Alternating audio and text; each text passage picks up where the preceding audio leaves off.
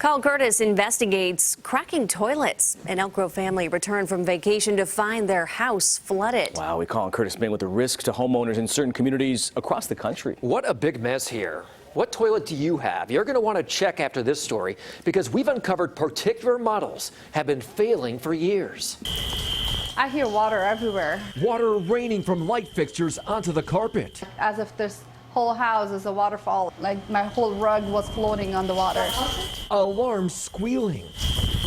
The ceiling peeling.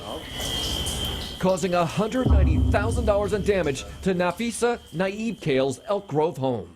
You would never think something like that would happen. That flood is still running in my mind. Her family of 5 now forced out of their Elk Grove home for 5 months and counting. As it's ripped to the bones and rebuilt, she's standing in what was her kitchen. They took out everything because of the water damage. What caused the flood? She and her husband take us to the 2nd-story master bathroom to show us the crack in their Vorton's toilet.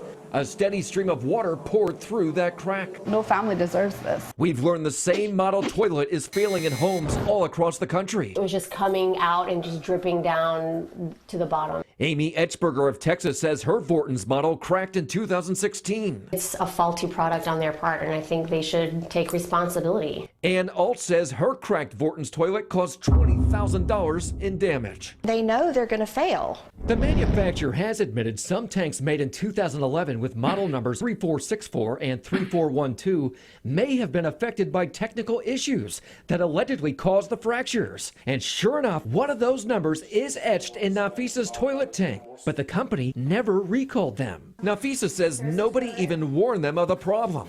Not the toilet manufacturer, nor the builder who installed the toilet in 2012. That's what we're like really upset about. So how many of these toilets remain in her neighborhood and in homes all across the country? Vorton's would not say, but told us to date, all claims received have been addressed or are in the process of being addressed. After a class action lawsuit, the company has agreed to pay up to $300 to replace the toilet. And if there's flooding, up to $4,000 to cover insurance deductibles. It just won't be over. Nafisa's insurance is covering the damage.